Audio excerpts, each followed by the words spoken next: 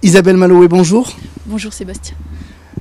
Vous êtes reçue par les caméras de Network Visio pour parler de votre 5e ouvrage, le dernier qui vient de paraître dans les bacs, entre guillemets, dans les bacs de librairie, de toutes les bonnes librairies, c'est Les Rumeurs de la Terre. Alors, avant de nous parler de ce dernier ouvrage, les téléspectateurs n'ont pas le plaisir de vous connaître. Qui est Isabelle Maloé ? Alors je suis de formation infirmière spécialisée et puis j'aimais bien prendre soin des gens, mais il y a un moment donné je me suis dit que cette façon de prendre soin des gens n'était pas forcément la mienne, et c'est par l'écriture maintenant que je prends soin des autres. Alors, Les Rumeurs de la Terre est un ouvrage de voyage, à la fois dans le temps, à la fois géographique, puisque vous nous amenez dans le Mali profond. C'est bien ça ? Exactement. Le Mali du XIIIe siècle. Alors, on ne peut pas parler de roman historique, me semble-t-il. Non, je pense que conte, ce serait plus juste, parce que Soundiata Keita est un personnage historique, c'est celui qui a fondé l'Empire du Mali et a aboli l'esclavage, mais j'ai pensé que ce serait plus distrayant de le raconter sous forme de conte. Et son histoire se prêtait bien, parce qu'il y a plusieurs versions. Autrefois au Mali, évidemment, au XIIIe siècle, il n'y avait pas de livres et les gens se racontaient l'histoire avec un grand H, sous forme de palabres. Et voilà, donc il y a plusieurs versions de l'histoire de Soundiata Keita. Mais je crois que c'est pas ça qui est le plus important. Ce qui est important, c'est ce qu'il a fait. Donc moi, je me suis fait mon Soundiata Keita. Alors, comment vous est venue l'idée d'écrire sur ce personnage et sur le Mali ? C'est quand même... Puis sur le XIIIe siècle, vous-même vous dites, vous êtes infirmière, peut-être une passion de l'histoire, de l'ethnologie ? Alors il y a plusieurs raisons qui m'ont amenée à écrire ce livre. La première, c'est qu'effectivement, dans l'exercice de ma profession, j'ai travaillé dans les squats en région parisienne. Et malheureusement, il y avait beaucoup de personnes originaires du Mali qui étaient dans une grande précarité. Donc ça m'a amené évidemment à m'intéresser à ces personnes-là. Et puis ensuite, pourquoi Soundiata Keita précisément ? C'est que j'adore lire. Et dans une de mes visites dans une librairie, j'ai trouvé la charte du Mendé. Donc j'ignorais totalement ce que c'est que cette charte du Mendé. Alors il y avait une grosse pub en disant la première déclaration des droits de l'homme de l'humanité. Je ne sais pas si dans les faits c'est exact. En tout cas, ça a attiré mon attention. Et en feuilletant, elle est assez courte, cette charte du Mendé, j'ai trouvé des propos extrêmement modernes. Du type le mariage n'est pas un rapport de domination de l'homme sur la femme, voilà. Alors je pensais que ça avait été écrit au début du XXe siècle ou fin XIXe.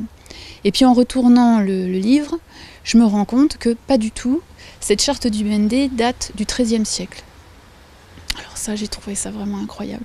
Alors du coup, de retour chez moi, j'ai fait des recherches sur Soundiata Keita. Et petit à petit, je me suis passionnée pour le personnage. Et puis une fois que j'ai plongé dans son histoire, ça y est, j'étais partie, je ne pouvais plus m'arrêter.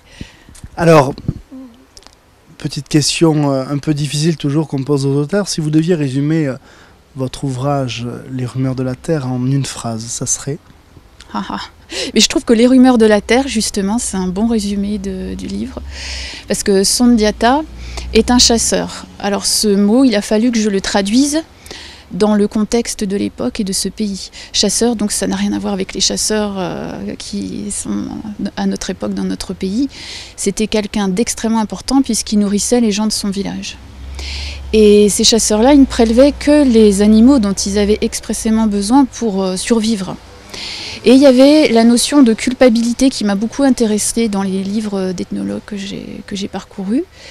Et du coup, les chasseurs devaient comme s'excuser pour ne pas alourdir leur conscience. Et si toutefois ils tuaient un animal, ils le remerciaient infiniment par des prières, et il y avait aussi des excuses. Et après, lors des veillées, ils devaient incarner l'animal, et ils racontaient la chasse de leur façon et de la version de l'animal. Donc vous voyez ce respect immense.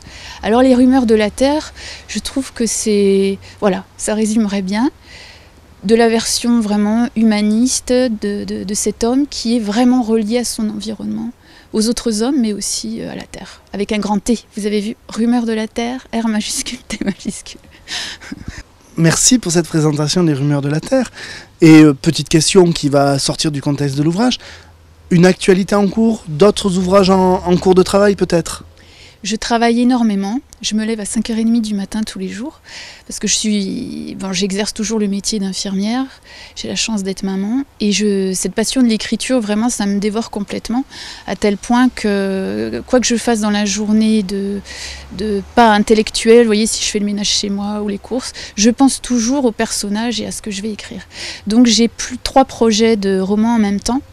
Et ma technique d'écriture, c'est que je me consacre pendant 2 mois à des recherches et à l'écriture d'un roman. Ensuite, je le laisse reposer pendant plusieurs semaines. Je prends celui d'avant et j'approfondis. Et à chaque fois, je polis les phrases, j'arrange la ponctuation, je change de mots. Et j'étoffe tout en continuant mes lectures. Donc en ce moment, le gros travail que je fais, c'est ça s'appelle le brocart bleu, ça parle d'un brocart bleu donc. Et c'est l'histoire de personnes qui vivent en Indochine française. On change complètement de continent, mais voilà. Et on aura le plaisir de découvrir ça très bientôt sur Network Visio. Merci beaucoup Isabelle pour cette interview et à très vite. Oui, à très vite, merci.